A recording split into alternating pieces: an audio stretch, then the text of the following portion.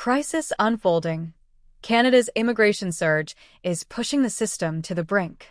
Canada is now facing one of the most delicate turning points in its recent political history. Following the federal snap election of April 28, 2025, which brought Mark Carney into office as Prime Minister under a minority Liberal government, the issue of immigration has rapidly escalated into a national flashpoint. Canadians from every province are feeling the strain in their daily lives, whether it's through sky-high housing prices, overbooked hospitals, or backlogged social services.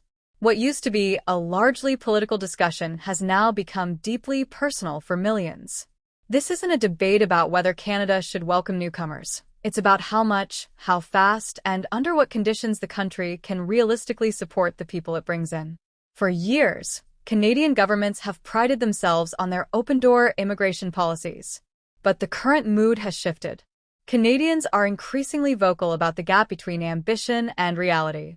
Many believe the pace of immigration has far outstripped the country's ability to accommodate it, particularly in urban centers where services are stretched to their limits. During the last election, Pierre Poilievre's Conservative Party tapped into this growing unease by promising to tie immigration levels directly to national capacity, housing availability, job market openings, and access to health care. It wasn't an anti-immigrant stance, it was a practical one, and it resonated with many who are just trying to survive day to day. Mark Carney, recognizing the shift in public sentiment, adjusted the Liberal platform accordingly. He proposed what he called a stabilization period, a temporary slowing of immigration levels paired with a massive federal investment in housing and public services. It was a strategic pivot, clearly aimed at calming the growing unrest without alienating the Liberals' traditional support base. Yet, despite this adjustment, his party fell short of a majority. Now operating in a minority government, Carney is under intense pressure to find common ground not only with opposition parties, but with the electorate that remains skeptical of promises that sound good, but have so often failed to deliver. One of the reasons this issue has taken center stage is because it's not just about numbers, it's about human lives. Many working-class and middle-income Canadians feel they've been pushed to the margins. They're paying more and receiving less, watching their neighborhoods change rapidly while their ability to participate in that change diminishes. At the same time, many newcomers arrive with hope, only to find themselves stuck in temporary housing, unemployed or underemployed, and navigating a system that wasn't prepared for them. The frustration isn't just one-sided. Both longtime residents and new Canadians are being failed by a system that lacks direction and sustainability. The emotional temperature around this issue has been further raised by accusations and defensiveness. It has become too easy to label critics of immigration policy as intolerant or even racist. But for many Canadians, this debate isn't about ethnicity. It's about fairness, accountability, and national identity.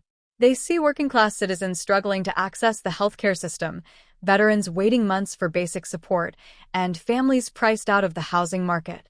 Against this backdrop, news that some refugees are receiving generous benefit packages, more than the average working Canadian earns after tax, has created a sense of deep injustice.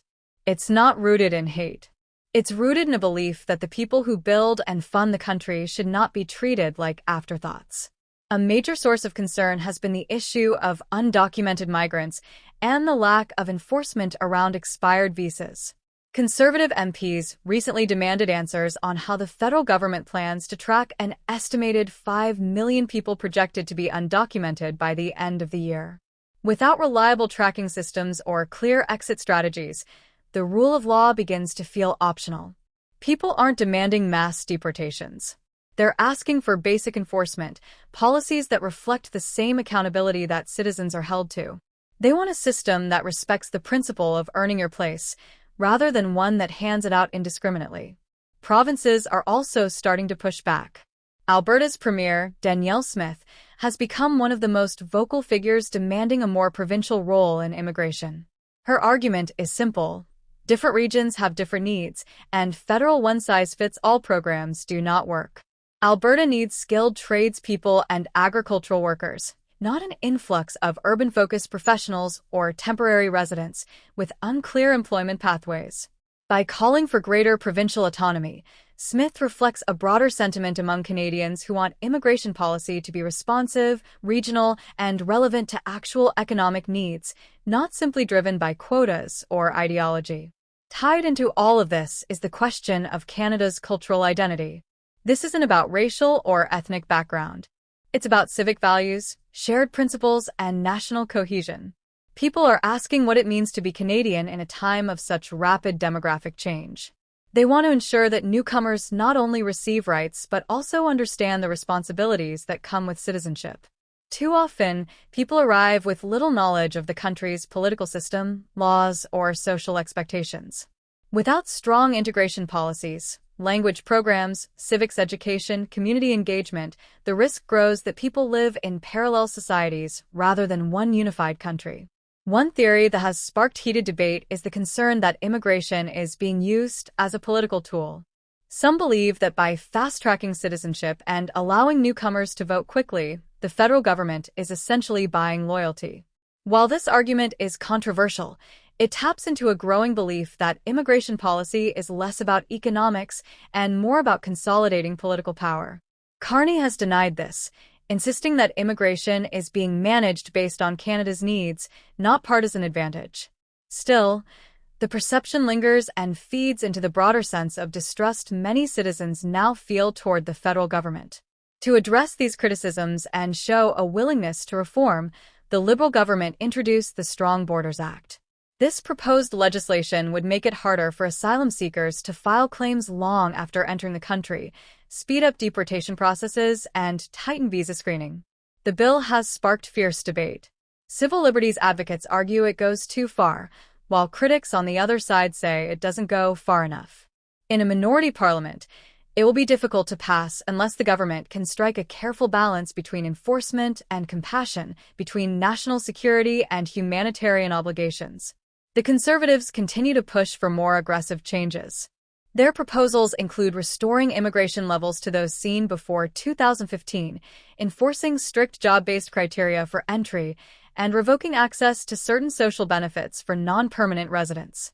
Critics accuse them of being overly harsh, but their supporters argue these measures are necessary to preserve Canada's economic and social stability.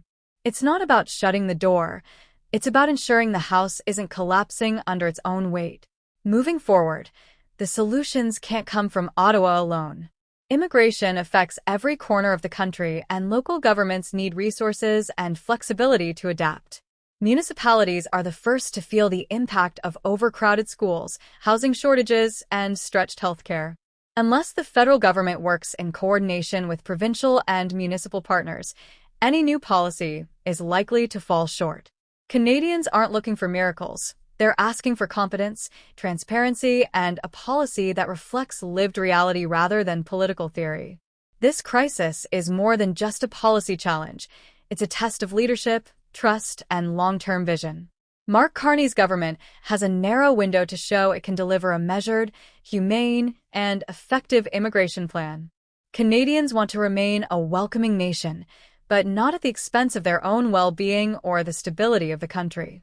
If this issue is handled with honesty and practical reform, Canada can emerge stronger, more unified, and more resilient. But if ignored or politicized further, it risks dividing the country in ways that will be far harder to heal.